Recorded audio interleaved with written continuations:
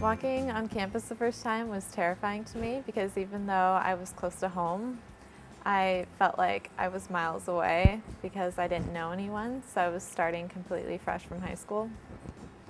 I think I was probably a little bit overwhelmed just by the new surroundings. I'd been to the campus before, but only one time, and it was many years before, so I just tried to absorb in the surroundings again. And I guess I was probably a little overwhelmed just by the amount of potential that was out there that I had yet to truly discover and figure out where I was going to go with all these different places around me. It was really weird to walk on campus for the first time because had never visited prior. I mean, I saw a little bit of the campus, but not really, and so I was kind of a little nervous on how to get around campus and where my classes were. But at the same time, I felt like, I'm a college student. I'm old enough to be here. I didn't really come in with a strategy to find a community. I played cello and I sang in choir, so I did both of those here. So by going in and joining both the choir and the symphony, I met a lot of people. I hung out with a lot of people. I spent a lot of hours each day with a lot of different people, and so that common connection really started to build a community of friends that I was connected to and networked with.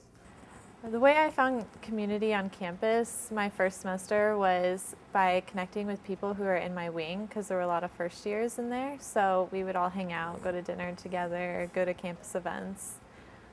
I found my academic home really quickly. I'm a political science major and women's and gender studies major, and being a research assistant for the political science department has really helped me figure out what I want to do and what my academic passions are.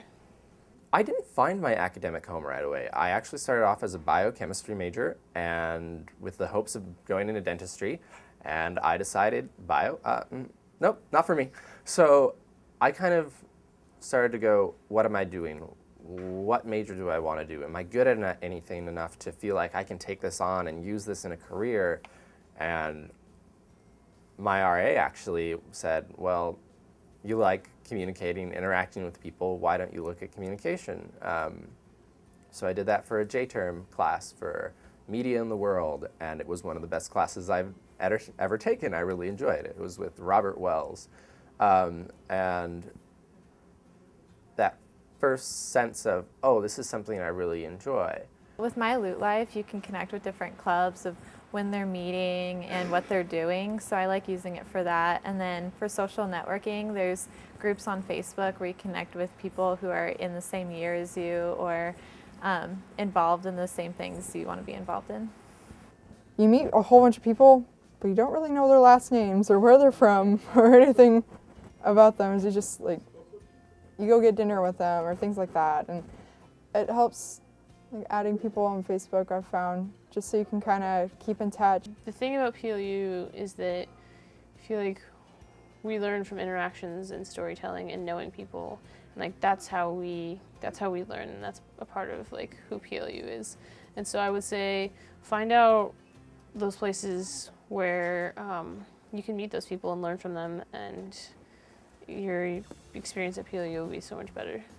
If you don't try to get involved into things, to do what you're passionate about, whether it's Frisbee or unicycling or music, choir, or just interacting with the people at your home or your residence hall, that's really how you find your niche, is finding what you're passionate, finding people who are passionate, and connecting to those people.